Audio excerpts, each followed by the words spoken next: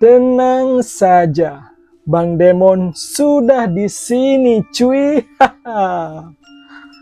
Kembali lagi dengan channel kesayangan kalian semua. Dan kali ini kita akan membahas sebuah kisah yang benar-benar sadis dan benar-benar menyeramkan dan membuat kita merinding. Meskipun ini bukan cerita horor, tapi ini adalah kisah yang datang dari Amerika Serikat tentang seorang pria bernama Jeffrey Dahmer, di mana ia ditangkap pada tahun 1991 cuy, karena ia membunuh sebanyak 17 orang pria cuy, antara tahun 1978 hingga 1991. Bayangkan, selama itu dia melakukan pembunuhan dan membunuh 17 orang lelaki cuy. Lelaki yang dibunuh. Selama itu ia mencari korbannya di beberapa tempat seperti halte bus dan juga di diskotik atau tempat hiburan malam, khususnya untuk para gay cuy. Dahmer ini cuy menarik perhatian para korbannya itu dengan berbagai iming-iming. Pertama, ada yang mengiming-imingi dengan mengajaknya minum alkohol, ada juga yang mengiming-imingi dengan uang, dan kemudian Dahmer juga mengiming-imingi korbannya dengan berhubungan badan. Dan semua korbannya adalah pria cuy. Dan kita semua mungkin akan berpikir, seperti apa sih kepribadian dari Jeffrey Dahmer ini cuy. Untuk diketahui juga cuy, saat dia diajak ke tempat tinggalnya cuy, di sana ia diberikan minuman beralkohol yang dicampur dengan zat atau obat-obatan yang membuatnya tidak sadarkan diri cuy. Setelah korbannya ini tidak disadarkan diri, maka si Dahmer ini akan melakukan hubungan, ya begitulah. Dan setelah melakukan hubungan itu, setelah hasratnya terpuaskan cuy, dia akan menghabisi korbannya dengan sadis cuy. Jadi bisa dibayangkan bagaimana merindingnya kita cuy. Dan bahkan ini sudah diangkat ke dalam sebuah film cuy. Jadi agar tidak panjang lebar lala lele kesana kemari kita bercerita, mari kita saksikan kisah selengkapnya cuy.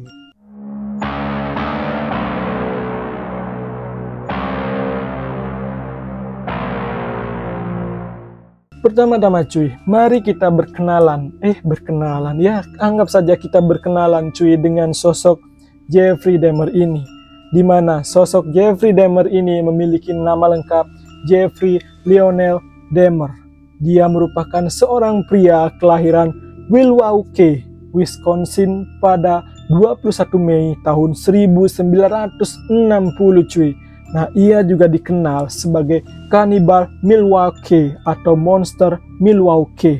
Si Jeffrey Dahmer ini cuy adalah anak dari pasangan Lionel dan juga Joyce Dahmer.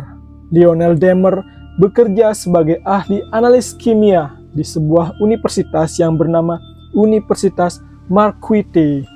Dan sementara ibunya cuy, dia adalah seorang hipokondria yang menderita depresi dan pernah mencoba bunuh diri menggunakan Equanil cuy. Nah, dan keluarga mereka juga ini cuy tidak harmonis amat cuy, karena sejak si Dahmer ini kecil cuy, ayah ibunya selalu bertengkar dan sering bertengkar sehingga membuat si Dahmer ini cuy merasa tertekan dalam keluarga itu. Meskipun begitu cuy, di masa kecilnya Dahmer ini dikenal sebagai anak yang energik dan juga bahagia cuy. Akan tetapi seiring berjalannya waktu cuy, si Dahmer ini kemudian berubah menjadi sosok yang pendiam. Dan ini terjadi setelah ia melewati fase operasi hernia ganda sebelum ia berusia 4 tahun cuy. Jadi setelah dia operasi tersebut, si Dahmer ini cuy mengalami perubahan yang awalnya disebutkan bahagia, kini menjadi seorang yang pendiam. Meskipun bahagia dalam tanda kutip ya, karena keluarganya memang kurang harmonis cuy. Kemudian cuy, saat si Damer ini duduk di sekolah dasar cuy, dia juga memiliki sedikit teman cuy, karena dia dikenal pendiam. Namun, seiring berjalannya waktu cuy, keanehan pun mulai muncul dari kepribadian si Damer ini cuy, dimana ia suka sekali cuy mengumpulkan hewan-hewan yang sudah mati cuy. Hewan yang mati ia kumpulkan, begitu juga tulang belulang hewan-hewan yang sudah mati cuy.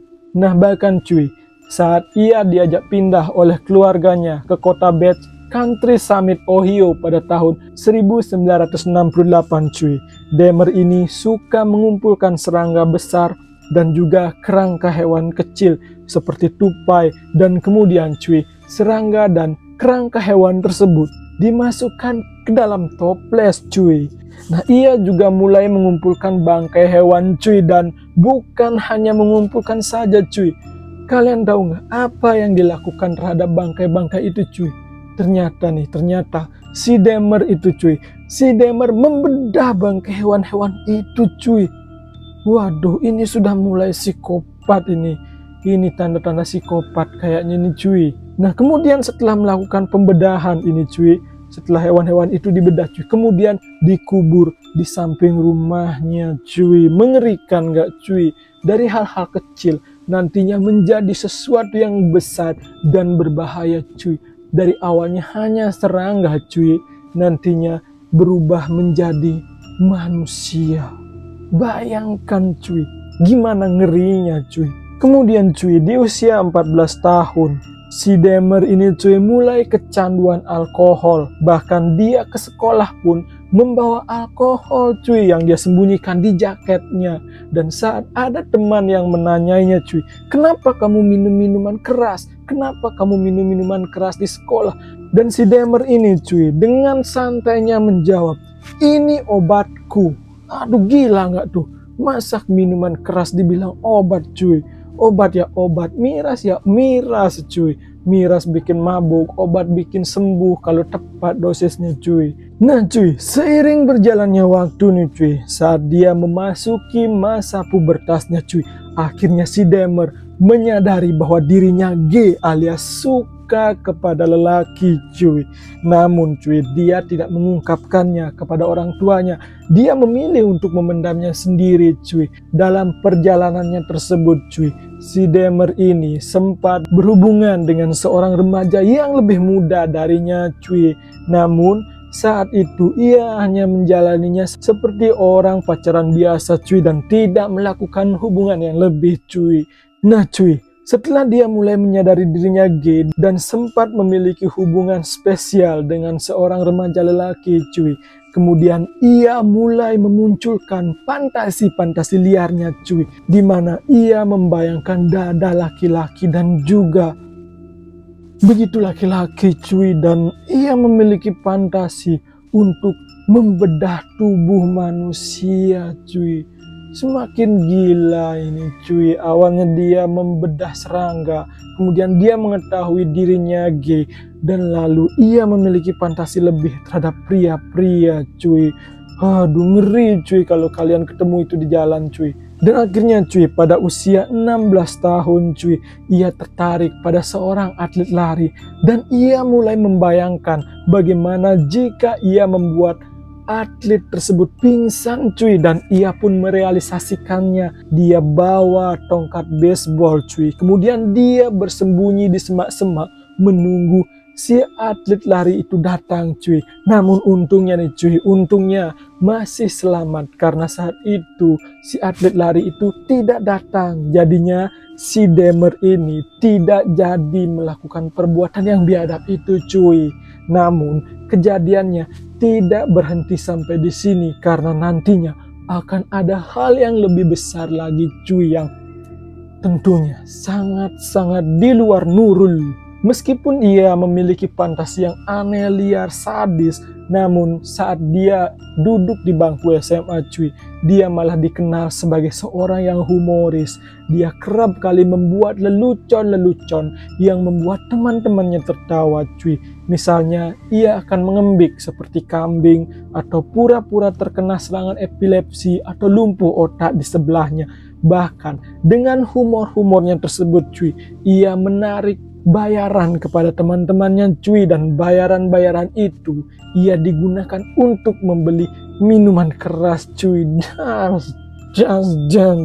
Biadab cuy, biadab. Aneh.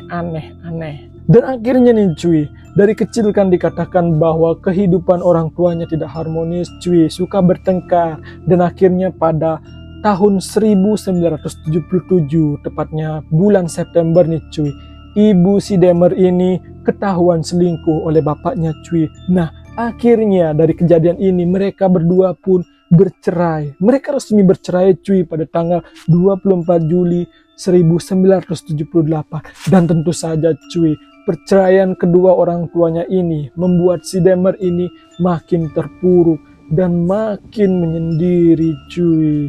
Dan akhirnya ia juga semakin kecanduan oleh alkohol dan sangat-sangat parah cuy. Dan dengan tekanan keluarganya yang berantakan, ayah ibunya cerai cuy.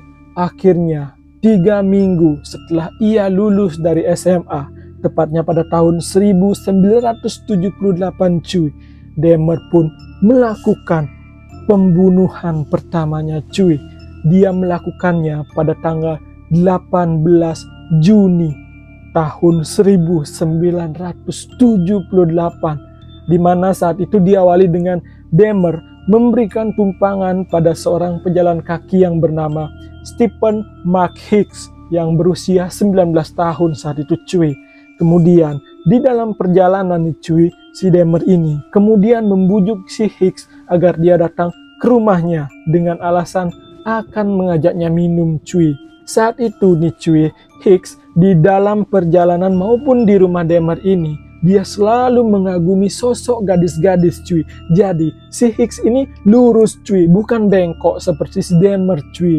Jadi dia lurus-lurus aja, dia mencintai perempuan bukan laki-laki cuy. Dan akhirnya si Dahmer ini berpikir, tidak mungkinlah si Hicks ini mau melakukan begituan dengannya karena dia normal. Akhirnya nih cuy, saat mereka minum-minum beberapa teguk dan si Hicks ini duduk sambil ngobrol-ngobrol, tiba-tiba nih cuy, si Dahmer pergi dari sana. Dia kemudian mengambil sebuah dumbbell nih cuy, dumbbell seberat 4,5 kg ini cuy. Kemudian dipukulkannya ke kepala si Hicks dari belakang cuy. Bahkan tidak sekali, dia memukulkan dumbbell itu 2 kali cuy ke kepala si Hicks. Akhirnya nih si Hicks pun pingsan cuy. Nah, setelah si Hicks pingsan nih cuy, si Dahmer kemudian mencekiknya lagi cuy. Dicekiknya pula, sudah pingsan. Dan akhirnya nih si Hicks cuy benar-benar meninggal. Nah, setelah itu cuy, tahu nggak kalian apa yang dilakukan kepada mayat Hicks cuy? Kan biadab banget cuy. Si Dahmer ini kemudian menelanjangi mayat si Hicks cuy. Kemudian di atas mayatnya ini si Dahmer melakukan kocokan-kocokan cuy. Sampai akhirnya ia pun terpuaskan. Biadab banget nih cuy. Sudah mayat pun dibegitukan pula. Bener-bener penyimpangan. Aduh. Nah, setelah nafsunya ini tersalurkan nih cuy, kemudian si Dahmer menyeret mayat Hicks ini, kemudian dibawanya ke belakang rumah dan ia mulai menggali tanah dan menguburkannya cuy. Namun ini tidak berhenti sampai di situ cuy. Ternyata cuy nih, seminggu setelah dia menguburkan mayat itu cuy, si Dahmer menggalinya lagi cuy, dan mayat itu diambil lalu disisir-sisirnya cuy. Aduh, sudah mati, sudah mau membusuk, sudah dikubur, diambil lagi, digali lagi cuy. Waduh. Nah, kemudian nih cuy, daging-dagingnya itu kemudian dilarutkan ke dalam zat asam untuk kemudian ia tuangkan ke dalam kloset cuy. Sementara itu cuy, tulang-tulangnya itu kemudian dihajar cuy menggunakan godam sampai benar-benar menjadi serbuk. Serbuk-serbuk itu kemudian ia taburkan di hutan yang berada di belakang rumahnya cuy. Dan sementara itu cuy, saat Hicks datang itu, si Hicks menggunakan kalung cuy. Kalung itu diambil oleh Dahmer dan juga pisau yang digunakan untuk mengiris-ngiris, juga dibawanya lalu dibuangnya di sungai untuk menghilangkan jejak cuy. Dan akhirnya cuy, setelah pembunuhan pertamanya itu, ia lama sekali vakum alias tidak melakukan perbuatan yang sadis lagi. Dimana saat itu cuy, ia melanjutkan kuliah di sebuah kampus ternama yang namanya Ohio State University. Akan tetapi nih cuy, ia tidak mampu menyelesaikannya dan akhirnya ia keluar. Karena apalagi cuy, pada waktu itu ia sudah kecanduan alkohol berat nih cuy. Nah, setelah keluar dari kampus nih cuy, ia masuk ke militer cuy. Aduh, udah sadis. Sekarang gabung ke militer lagi. Ini mau jadi apa ini dia? Namun, ia masuk ke militer ini cuy karena memang dipaksa sama ayahnya cuy. Akan tetapi sama juga nasibnya dengan saat ia kuliah cuy. Karena ia sering mabuk-mabukan nih cuy. Akhirnya ia dikeluarkan dari militer. Untung saja nih cuy dia dikeluarkan dari militer. Coba kalau dia masih di sana, gimana nanti? Apalagi dia perang, mau apa dia nanti di medan perang itu? Selama itu kurang lebih 9 tahun ini cuy dia dari kuliah terus masuk militer cuy. Dia akhirnya tidak bisa melakukan pembunuhan lagi dan dia mengaku tidak memiliki kesempatan untuk melakukannya. Namun nih cuy, dia masih tetap mabuk-mabukan. Nah, setelah keluar dari militer nih cuy pada tahun 1981, si Dahmer ini kemudian diajak kembali ke Ohio di tempat rumah orang tuanya. Dan saat itu di sana ia juga sempat ditangkap nih cuy karena mabuk-mabukan dan melakukan kekacauan. Dan dia pun sempat didenda dan dihukum penjara. Namun hukuman itu kemudian ditangguhkan cuy. Karena sudah tidak bisa diurus nih karena suka mabuk-mabukan nih cuy. Akhirnya si ayah berinisiatif menitipkan si Dahmer ini kepada neneknya di daerah Milwaukee di Wisconsin nih cuy. Si ayah ini berharap dengan si Dahmer tinggal di rumah neneknya, ia akan berubah cuy dan tidak mabuk-mabukan lagi. Namun nyatanya semuanya keliru cuy. Ternyata si Dahmer ini juga masih tetap suka mabuk-mabukan. Dan justru hal ini menjadi awal kekacauan dan kekejaman dan kesadisan yang dilakukan oleh Dahmer ini cuy. Dimana saat itu Dahmer pernah ditangkap dan didenda karena pamer aurat cuy. Pamer aurat. Dia pamer aurat nih cuy di Wisconsin State Fair Park pada tahun 1982 cuy. Dan kemudian ia ditangkap lagi pada Agustus tahun 1986 karena masturbasi di depan umum cuy. Ini benar-benar kelainan ya cuy. Dia melakukannya di depan umum seperti tak tahu malu, seperti binatang nih cuy. Kalau kita yang normal-normal ini pasti akan malu. Bahkan kencing saja kita sembunyi cuy. Apalagi ini pamer-pamer di depan orang banyak, nggak mungkin lah cuy kalau kita normal-normal begini, iya kan cuy ya. Atas ulahnya ini cuy, akhirnya si Dahmer ini dihukum 1 tahun percobaan dan kemudian dilakukan konseling cuy. Kenapa konseling? Ya jelas saja, karena ini menyimpang banget nih cuy. Pasti ada kelainan kalau sudah seperti ini ya kan. Nggak mungkin kan orang-orang normal seperti itu. Setelah melakukan serangkaian kejahatan-kejahatan yang kita anggap kecil saja karena ia memiliki catatan-catatan buruk tentang kejahatan besar nih cuy. Akhirnya pada 20 November tahun 1987, si Dahmer ini yang tinggal bersama neneknya di West Allis kembali melakukan pembunuhan cuy. Pembunuhan itu terjadi cuy ketika ia bertemu dengan seorang pria berusia 26 tahun dari Ontonagon, Michigan cuy yang bernama Stephen Tuomi. Si Dahmer ini cuy bertemu dengan Tuomi ini di sebuah bar cuy. Nah, dan akhirnya nih si Dahmer seperti biasa, seperti pembunuhan yang dilakukan pertama, ia membujuk Dahmer ini cuy untuk datang ke sebuah hotel yang bernama Hotel Ambassador di Milwaukee nih cuy, yang merupakan tempatnya ia menginap pada malam itu cuy. Menurut Dahmer saat itu nih cuy, si Dahmer sendiri ini tidak memiliki keinginan untuk membunuh si Tuomi ini cuy. Dan akhirnya setelah dibujuk nih, si Tuomi pun ikut dia ke hotelnya cuy. Nah, dan akhirnya karena sudah disambut ajakannya nih sampai di hotelnya, seperti biasa pastinya cuy, si Dahmer ini memberikan si Tuomi ini minuman keras cuy yang sudah dicampur obat bius cuy. Nah, dan akhirnya di hotel si Dahmer melakukan ya begituan lagi cuy dengan si Tuomi ini. Akan tetapi cuy, setelah keesokan harinya saat si Dahmer bangun ini cuy, dia menemukan si Tuomi sudah meninggal dan kondisinya sangat mengenaskan cuy. Akan tetapi nih cuy, si Dahmer merasa bahwa dia tidak melakukan apa-apa. Ya itu perasaannya saja cuy. Siapa tahu nih cuy, karena dalam kondisi mabuk nih cuy, si Dahmer kehilangan kesadarannya lalu melakukan perbuatan tersebut cuy. Tapi begitu sadis cuy, karena sudah kadung jatuh, sudah kadung basah cuy, si Dahmer kemudian membeli koper dia cuy, dan jenazah si Tuomi ini kemudian dimasukkan ke dalam koper itu cuy dan dibawa ke rumah neneknya. Dan 1 minggu kemudian cuy, mayat itu dibuka lagi dari koper itu cuy, dan lalu kepalanya dipotong nih cuy. Selain kepalanya, ia juga memotong tangan dan kakinya, dan seperti biasa cuy, ia akan mengiris-iris dagingnya, kemudian mengambil tulangnya, menghancurkannya. Lalu tulang-tulang yang sudah hancur itu cuy akan ditaburkannya. Dan bedanya cuy, untuk sekarang ini cuy, kepala si Tuomi ini dijadikan koleksi cuy. Dijadikan koleksi, kepala dijadikan koleksi. Aneh-aneh banget ini, apalagi ini kepala manusia. Bahkan ia mengawetkannya dengan merendamnya di zat asam cuy. Nah, dan sadisnya lagi dan parahnya lagi nih cuy, dengan kepala itu cuy, si Dahmer ini menyalurkan hasratnya cuy.